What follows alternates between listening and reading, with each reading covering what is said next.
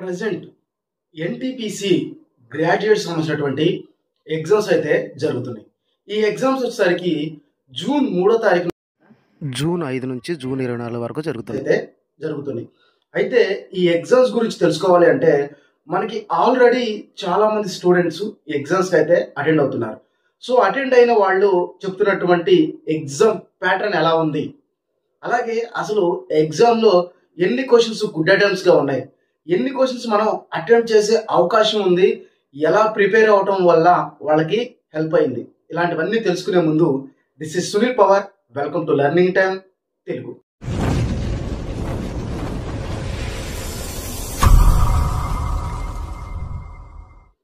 NTPC exams రీసెంట్గా జరుగుతున్నాయి.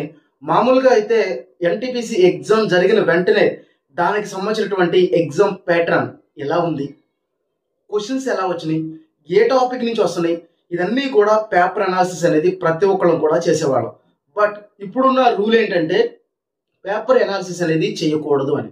So అందుకని నేను పర్సనల్గా కొంతమంది స్టూడెంట్స్తో డిస్కస్ చేసినప్పుడు వాళ్ళు చెప్పినటువంటి విషయం ఏంటంటే ఎగ్జామ్ ఏదైతే ఉందో ఈ ఎగ్జామ్లో వస్తున్నటువంటి క్వశ్చన్స్ అర్థమెటిక్ రీజనింగ్ ప్రతి ఒక్క క్వశ్చన్ కూడా ప్రీవియస్గా జరిగినటువంటి ఏఎల్పి ఎగ్జామ్స్ ఏదైతే ఉన్నాయో సో ఆ ఎగ్జామ్ ప్యాటర్న్లోనే సేమ్ ప్యాటర్న్లోనే వచ్చినాయని అయితే చెప్తున్నారు. అంటే సో ఎవరైతే ప్రీవియస్గా వచ్చినటువంటి ఈ ఏఎల్పి పేపర్స్ సాల్వ్ చేశారో వాళ్ళందరూ కూడా ఈ ఎన్టీపీసీలో అర్థమెటిక్ రీజనింగ్లో 60కి కనీసం 54-55 మార్కులు ఈజీగా తెచ్చుకునే అవకాశం అయితే ఉంది.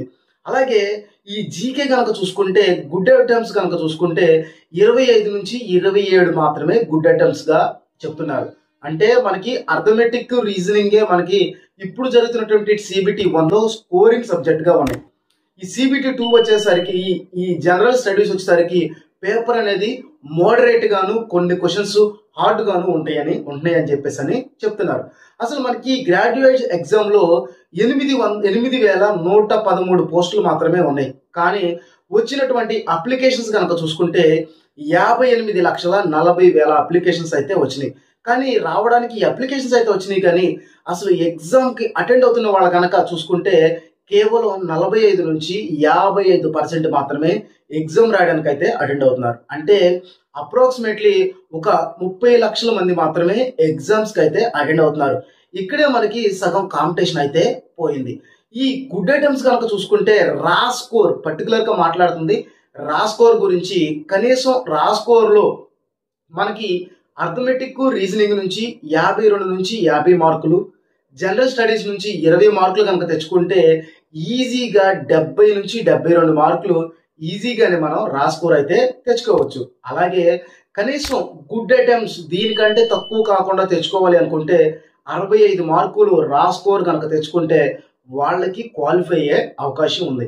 ఎందుకు వీళ్ళకి క్వాలిఫై అవకాశం ఉంది అంటే ఇది CBT 1 నుంచి CBT 2కి వెళ్ళేది, ఫైనలిస్ట్ కాదు. CBT 2కి వెళ్తున్నాం అంటే మనకు ఉన్నటువంటి వేకెన్సీస్ 8,000 వేకెన్సీస్ ఉంటే దానిలో మనకి 1:15 రేషియోలో క్వాలిఫై చేస్తాడు. 1:15 రేషియోలో క్వాలిఫై చేసినప్పుడు దాదాపుగా 1,21,000 మంది క్వాలిఫై అవ్వడానికి అవకాశం ఉంది. CBT 2కి వెళ్తున్నారు 1:15 కాబట్టి మీరు రా స్కోరు 70 కంటే ఎక్కువ తెచ్చుకుంటే 100% అవకాశం ఉంటుంది.